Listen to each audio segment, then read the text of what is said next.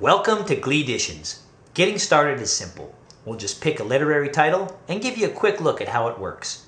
We land on the table of contents, our navigation page. From here, we can access everything we need. It's all hyperlinked. The title page, glossary, index, background and brief, and the literary work itself. What's on the title page? An image that sets the scene and text that names the experts involved. Okay, let's take a look at background and brief. Just click on it. See what you get for Macbeth?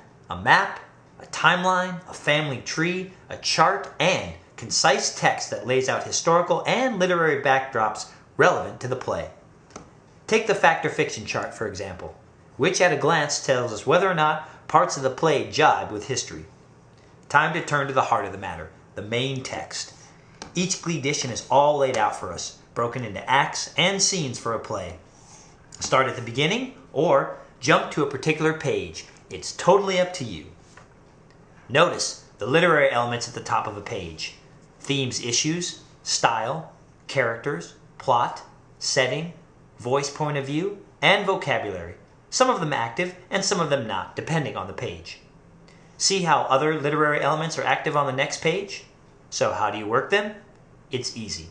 Just choose and check a literary element or two. Themes and issues, for example. Notice how lines in the text light up and how an annotation heading appears next to them in the margin, color-coded and labeled too, so we know what goes with what. Let's focus on the issue of conscience. Find the arrow in the annotation heading, click on it, and zap! Down drops the note itself. We're ready to try another literary element, characters. Up comes a second row, showing us which ones are treated on this page and on the next. Notice how our literary elements stay checked. Well, what happens if you uncheck a category? All the cues and notes disappear. Back to the top of this page. An element that we haven't yet checked is active, vocabulary. Just click on it.